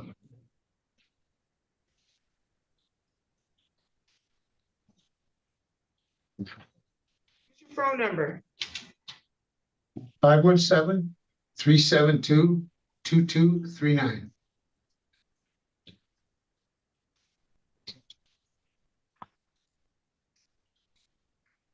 Are you currently on probation? No, ma'am. Are you on parole? No, ma'am. I completed all that years ago. Do you have any other court cases pending? Yeah, I know. Not that you know of? No, ma'am, not that I know of. Have you ever missed court in the past? Yes, I did do the, to make it with a ride. And then the other incident was health. I was in the hospital, went to the hospital. You say you missed court in the past because you couldn't make it because what? No vehicle, I couldn't drive, and I had no vehicle to ride up there. It was in the other county up in St. John's. It's up in St. John's. Oh, ma'am. and then when was the other time you missed? It was here in Lansing, I believe, and then I had to go to the doctor's hospital. I was So sick. you only missed in Lansing once? Yes, ma'am, I know of. Yes, ma'am. Okay.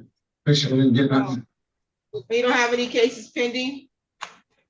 Oh, ma'am. That's interesting because I have two files here. One is 21-01912. Says that you have a case pending. It's for driving while license is suspended. Don't talk when I'm talking. Driving while license is suspended. It says you failed to appear for arraignment in August 2021. Then when you were finally arraigned 2 years later in 2023, you were given a pretrial date to appear on April 18th at 2 p.m. April 18th came, you failed to appear. There was a new appearance later set for you to now come in January 22nd, 2024. January 22nd came, you failed to appear again.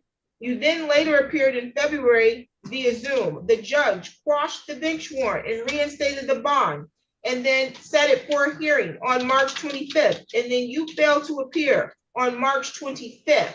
And so you are currently in bench warrant status on this file after having failed to appear 5 times on that file. Put your hand down. I also have file number 21L2636542 that you are also in bench warrant status on because you failed to appear 5 times. And to which the attorney that was representing you has filed a motion to withdraw as your counsel on that because you failed to come to court and you are in bench warrant status on that. So I don't know how I asked you if you have any court cases pending. You tell me no. And then I asked you if you ever don't talk when I'm talking. I don't know how I asked you. I don't know how I asked you if you ever missed court before. You tell me about something in St. John's and then tell me you only missed court here once. A long time ago. Well, ma'am, this is why I said that. That's not honest. No, ma'am, I was being honest. The courts brought me in front of them and told me that they would get a hold of me and send me something to my address later on. I come to them via the telecommunications device or whatever, and the way I understood it, the case was squashed. Maybe it was due to the fact that they squashed part of it or something. I don't know, but it was my understanding, ma'am. I've been through a lot of mental anguish and stuff in my life. It's post-traumatic stress disorder, and it's very, very hard for me to calculate everything and then hold it in my mind and keep everything in order by myself. I'm glad that you let me know that because I'm happy you shared that because that lets me know that we cannot leave you on your own recognizance because it's very difficult for you to calculate. Don't talk when I'm talking. Don't talk when I'm talking. It's very difficult for you to calculate and keep everything in your mind, which makes sense because you've missed court for 5 times and it's 2025 and we have 2 cases here pending that you've been in bench warrant status on 5 times already since 2021. Yes, ma'am. I live with my Counsel, sister. counsel, stop, sir. Counsel, you can address bond. Thank you, Your Honor.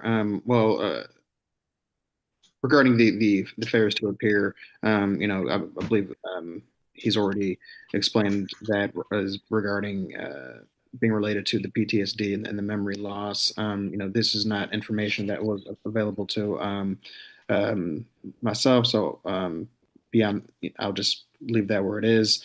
I will say that the previous felonies that he has been convicted of, for which this is the habitual fourth, those were non-violent offenses.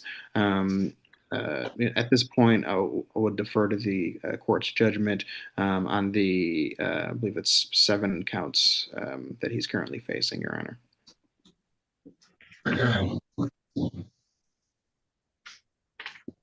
I do have a bond recommendation from the prosecutor's office. They're requesting a bond based on the following factors. It says a crime charge involves violence towards another person. Crime charge involves the possession and use or threat of a firearm. It says the defendant has a prior conviction for attempting to escape incarceration. The people are requesting $100,000 cash surety with other specific conditions. Hello. It also Well, that's a good one. I get it in my back pocket out here at the desk, man. I think this is a Pharisee of mismalice of justice in any type of Okay. form. I feel Remand. Funniest thing I don't go back and forth. He's excused. Funny. He's It's excused. real I funny. can't get him out of there. He's remanded. No bond. Bond denied.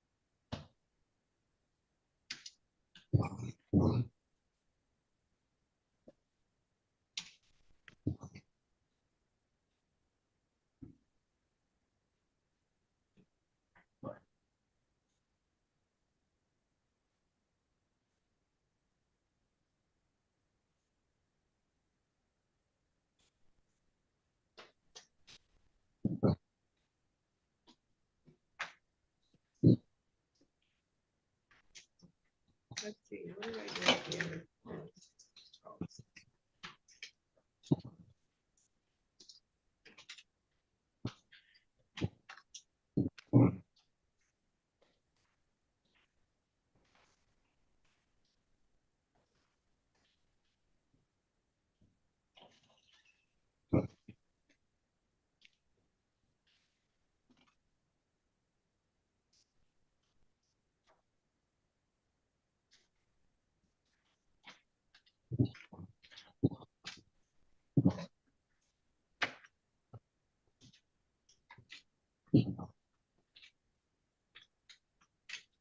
On the record, in the matter of the people of the state of Michigan versus Justin Plettel, 25-02384. Parents, please.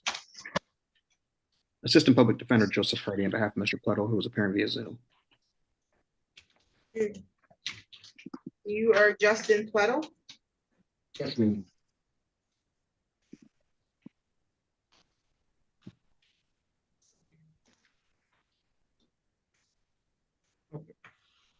This is a felony complaint. The allegations, Mr. Plettel, are that on or about August 5th, 2025, In count one, you allegedly committed the act at the area 1516 Marquette Street of assault with a dangerous weapon, that being a felonious assault, and that you did make an assault upon a Kanisha Smith with a dangerous weapon. Count two is also assault with a dangerous felonious assault, alleging that on the same date and time, you made an assault upon a Timothy Isidore minor. Both assaults allegedly to have been committed with a dangerous weapon, that being a rifle, but without intending to commit the crime of murder or to inflict great bodily harm less than the crime of murder. Both counts one and count two are felonies, maximum penalty 4 years and or $2,000 in fines. Your DNA is to be taken upon arrest. A consecutive sentence may be imposed under the law if the assault was committed in a place of confinement. Count three, weapons felony firearm, alleges that on the date in question at the same address of 1516 Marquette Street, Lansing, Michigan, that you did carry or have in your possession, that being a firearm, a rifle, at the time that you allegedly committed in count three, a felonious assault, and count four, assault with a dangerous weapon, and that both are in violation of MCL 750.227B. Count three and count four are felonies. Maximum penalties are 2 years consecutively within proceeding. Any term of imprisonment imposed for the felony or attempted conviction, and your mandatory weapon or device forfeiture under the law. You understand the charges read through counts 1 through 4 and the maximum penalty. Yes, ma'am. You have the right to counsel. Mr. Hardy is representing you today for your arraignment only, but you have the right to have an attorney at all of your court appearances and the right to counsel if you're questioned by law enforcement. If you can't afford to hire an attorney, you can make a request to have the public defender's office appointed at the expense of the public. You have the right to remain silent. Anything you say, anything you put in writing can be used against you. You have the right to plead guilty, plead not guilty, or stand mute. If you stand mute, the matter's going to go all the way to a jury trial.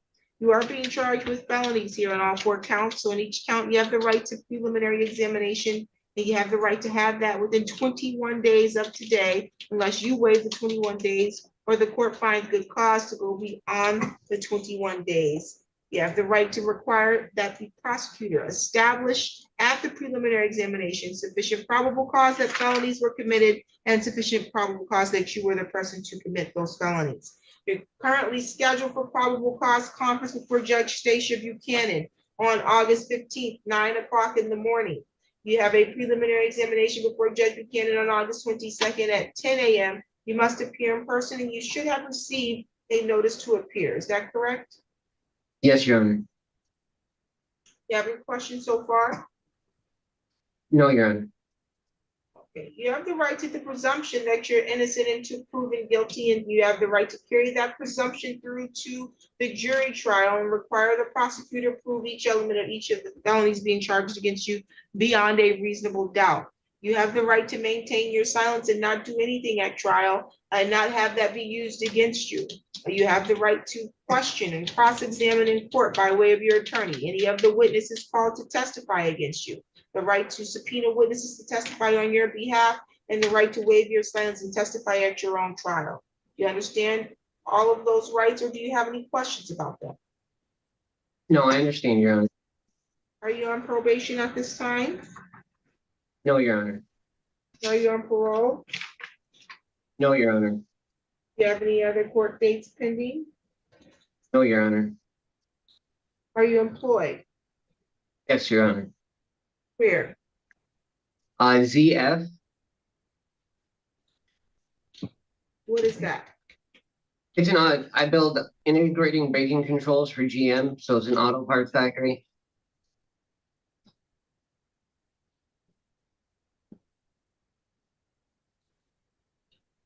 Your home address? 1514 Marquette Street, Lansing, Michigan, 48906.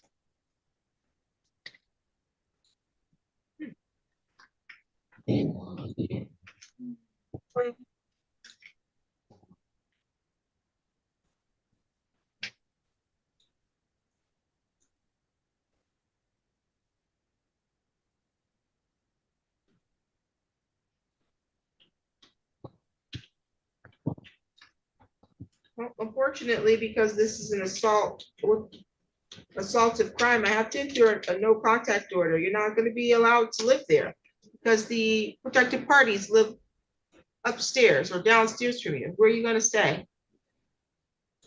I can stay with my fiance for the time being. I can give you her address, Where's that? 7238 Lobdell Road, Linden, Michigan, 48451.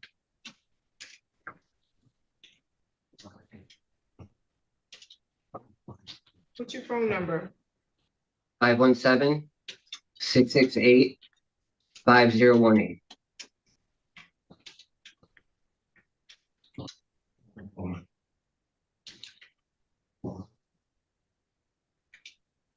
Is he requesting the public defender's office, counsel? Yes, Your Honor, and I was able to complete an intake today. Okay, the clerk's gonna enter a not guilty plea on your behalf. Counsel, you can address bond.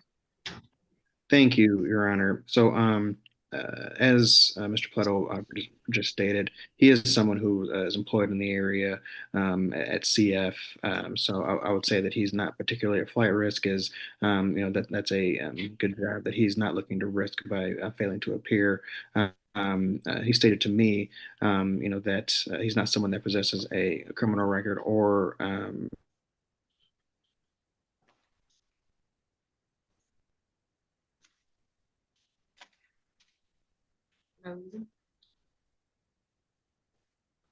Oh, guess we lost him.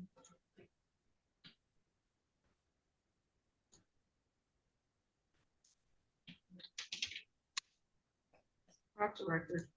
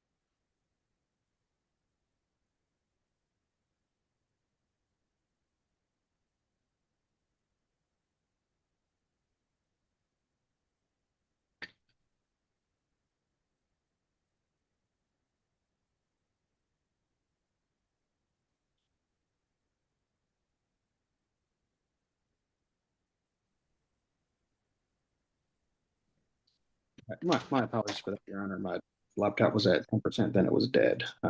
But um, regarding the bond, Mr. Plato has stated to me that he's someone that comes to court, someone that is fully employed, someone that has lived in Lansing for 7 years so far, and is someone that does not have a history of committing violent offenses. So while the allegations, are serious of a violent, felonious nature, I would say that his history does not show him to be someone that requires any type of cash bond. So with that, I'd be requesting a PR bond, Your Honor.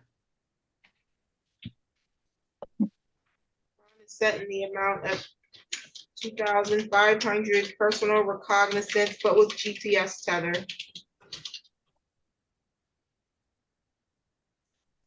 While out on bond, you're not to have contact directly or indirectly with the alleged victims, Kenesha Smith or Timothy Isidore Minor. Do you understand that? Yes, ma'am. You're not to be within 2,000 feet of wherever they live, work, or go to school. I recognize that you all live in close proximity with one another. You're gonna need to send your fiance to get your items. Yes, ma'am. Okay, you're to report to all of your future court dates. You're not to use drugs or alcohol without a valid prescription. You're not to possess a firearm or weapon of any kind, you must report to pretrial services within 48 hours. Do you have any questions? You said report to pretrial service or pretrial services. What does that exactly mean? You'll get the information from the jail. You need to call pretrial services within 48 hours of your release, okay? Okay, thank you. They'll provide you the information with the number to call, okay? Okay, thank you. You're welcome.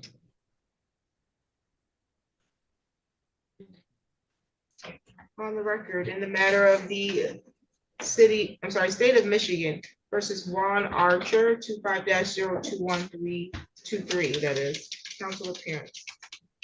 Thank you, Your Honor. Assistant Public Defender Joseph Hardy on behalf of Mr. Archer. Okay, Mr. Archer, I have a misdemeanor complaint alleging that on or about June 14, 2025 at 3916 Stabler, Lansing, Michigan, Ingham County, that you made an assault or assault and battery on a Yasmin Monet Orta on or about June 14th, a resident or former resident of your household, or a person in which you have a child in common, or an individual with whom you have a dating relationship. Count one is a misdemeanor, maximum penalty, 93 days in jail with $500 in fines. Consecutive sentence may be imposed under the law if the assault was committed in a place of confinement. You understand the charge and the penalty, sir? Yes. You have the right to counsel. If you can't afford to hire an attorney, one can be appointed to represent you at the expense of the public. You have the right to remain silent. Anything you say and anything you put in writing can be used against you. You can plead guilty, plead not guilty, or stand mute. If you stand mute, the matter is going to go all the way to a jury trial. You are presumed innocent until proven guilty. You have the right to require the prosecutor prove your guilt by proving each element of the charge of domestic violence beyond a reasonable doubt. You have the right to see, hear, and question any witness in court that's called to testify against you. The right to call your own witnesses or present evidence that you believe show defense to the charge being brought against you. The right to be silent and not have silence be used against you, or you can waive silence and testify at your trial if you'd like. You're currently scheduled for a pretrial conference on August 26th at 9:30 before Judge Tony Flores. Did you get a notice to appear? Yes. Okay.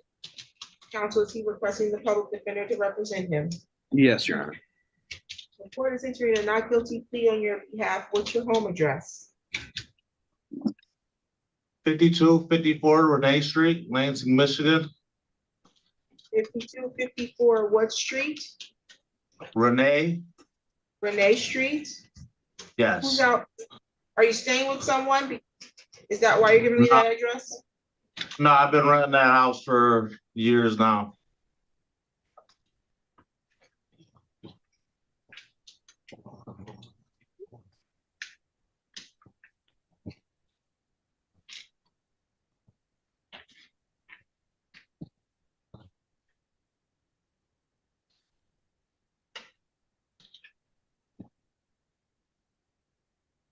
Are you employed?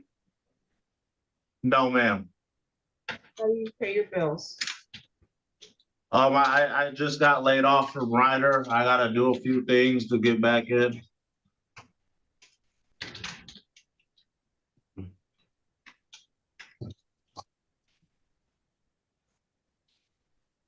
What's your phone number? 517-420-7193.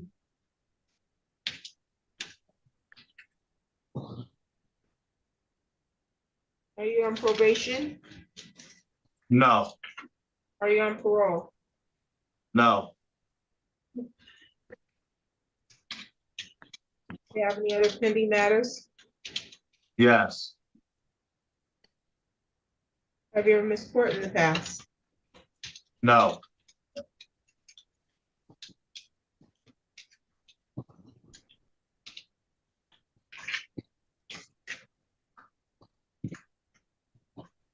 Are you in bench warrant status right now? What's that? My records indicate you have a bench warrant out of the 56th District Court. No, is that Eaton County? It's Eaton County. Operating no, I while took care- intoxicated, bench warrant. I took care of that already. So that means you've missed court before. Correct? Yes, yes. Which was the last question I just asked you that you said no, correct? Right, correct. You can address bond counsel. Thank you, Your Honor. Mr. Archer is someone who's stated to me that he's lived in Lansing his entire life. That while he is on bond out of Eaton County for the OWI, he stated that he's not someone that possesses a criminal record, violent or otherwise.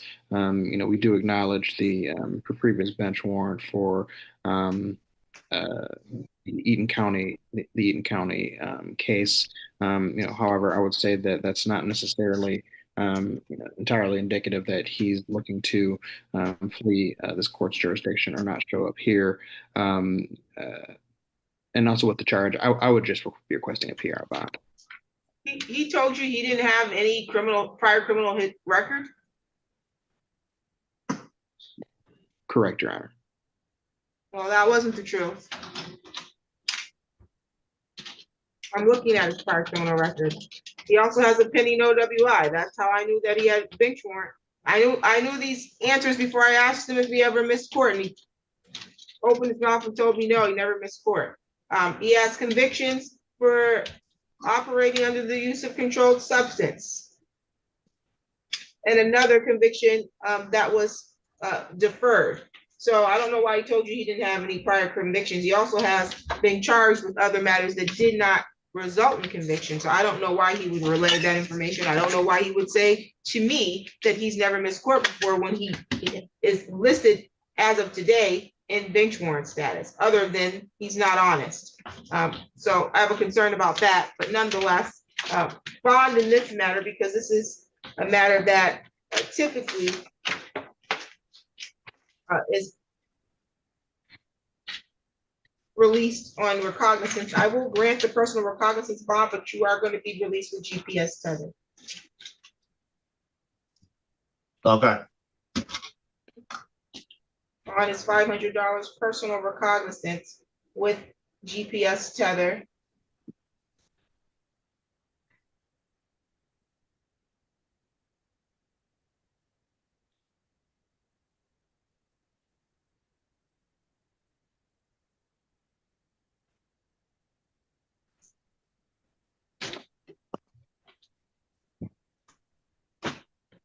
You're not to have contact directly or indirectly with the protected party in this matter, Yasmin Orta. Do you understand that? Yes. Not to be within 2,000 feet of wherever she lives, works, or goes to school. No contact directly or through third party. You can't have anybody else call on your behalf. You can't text. No communication of any kind. You're not to travel outside the state without prior approval of the court. You're not to use a firearm or possess a weapon of any kind. You're not to use alcohol or drugs unless you have a valid prescription. Do you have any questions? No, ma'am.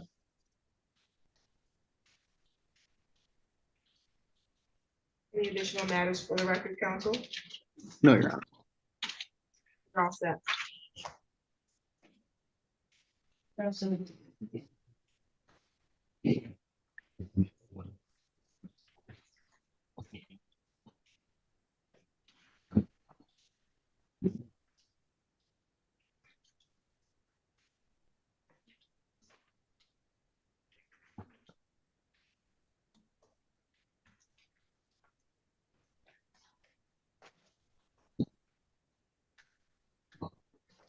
This is the matter of the state of Michigan versus Nicholas Diaz, 25-02385. Appearance, please. Assistant Public Defender Joseph Hardy on behalf of Mr. Diaz. Mr. Diaz, I have a misdemeanor complaint that you need to be arraigned on here. Let's see. The allegations are that on or about August 5th, 2025, at 524 Erie Street, Lansing, Michigan, Ingham County, that you allegedly committed the act in count 1 of domestic violence, and that you did make an assault or assault and battery upon a Tyja Plummer, an individual whom you have a dating relationship, and this is contrary to MCL 750.812. This is a misdemeanor, maximum penalty 93 days in jail and or $500 in fines. The consecutive order may be imposed if the assault was committed in a place of confinement. You understand the charge of the maximum penalty? Yes, ma'am.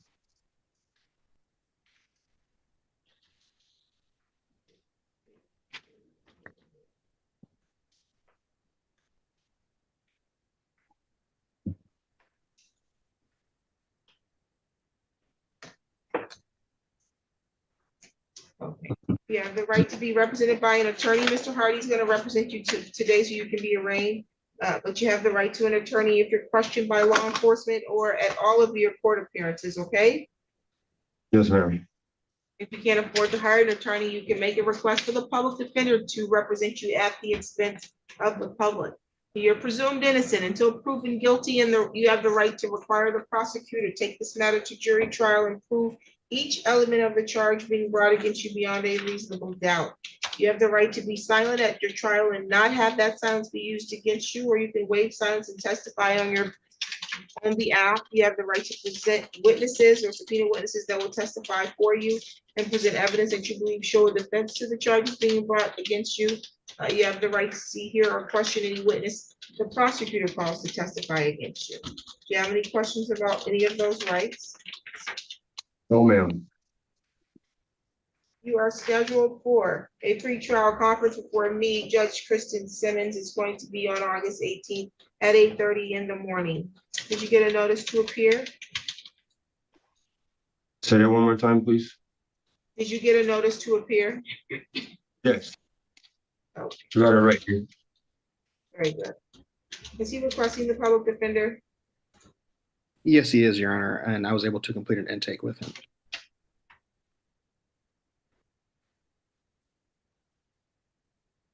Okay, the court's going to enter a not guilty plea on your behalf. Are you employed? Yes, ma'am. Where? I work at Rose Scott's. What do you do there? I'm a chef. I cook.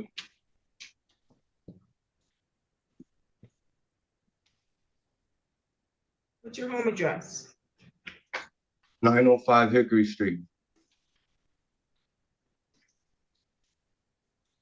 Is that the address of Miss Tyja Plummer? No, that's my mother's house. That's where I've been staying. Okay, what's your phone number? 517-420-9293. Are you currently on probation? No, Are you on parole? no, Do you have any other court dates pending? not that I know. No other cases at this time? No. You ever missed court before? I have once before, yes. Oh, just once? Just once, Yeah. my knowledge. Well, let's see, City of Lansing versus Nicholas Diaz, 23-02014. Failed to appear July 13, 2023. Failed to appear September 19, 2023. Failed to appear April 1st, 2024. Failed to appear April 4th, 2025. Failed to appear May 6th, 2025. People of the City of Lansing versus Nicholas Diaz, 25-00508. Failed to appear May 6th, 2025. All of these cases are assigned to me, sir. Understand? Did you forget about all those failure to appears when I asked the question? I don't remember having those court dates. Oh, Only thing okay. that I know, only thing that I noticed that I had was the instruction, fail to obey. Hinder, obstruct, oppose, and a failure to obey, and the other one's hinder, obstruct, oppose, and trespass. And you've already used the I didn't know like 3 times, like literally 3 times you came, I didn't know I had court. You told the magistrate that in 2023. In 2025, you said the same thing. I didn't know I had court. And so you don't have the recognizance sufficient for a personal recognizance bond. Counsel, you can address bond.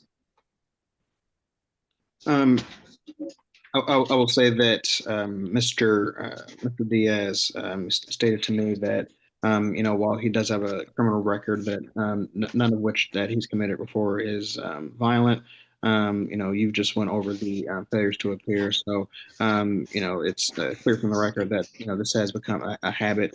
But I will say that at this time, he does have deep roots here from his job and also living in Lansing. So at this point, I will defer to the court's judgment. If he told you that none of his prior convictions were violent, that too is false.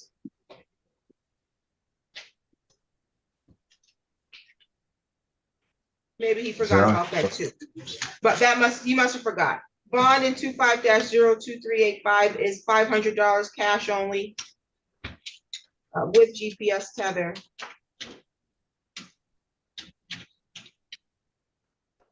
While out on bond, you're not to have contact directly or indirectly with the alleged victim, Taija Plummer. No calls from the jail. No text messages, no DMs, no smoke screens, no algorithms, no blimps, no forms of communication. Do you understand that? Yes, ma'am. You're not to be within 2,000 feet of wherever she is for any purpose. You will wear GPS tether with victim notification if possible.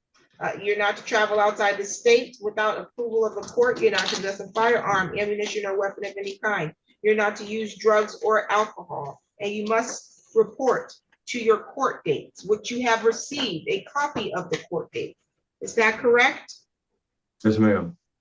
Your failure to obey in 23-02014 will be set for pretrial September 2nd at 10:30. Did you receive a copy of your court date for that one? Excuse me? I said I got all of that right here. Okay, bond in that matter, $250 cash. No PR 14 days. You must appear to all of your court dates. Hinder, obstruct, or oppose and trespass 25-00508.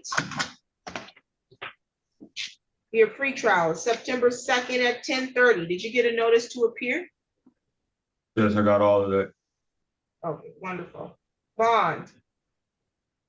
$250, cash only.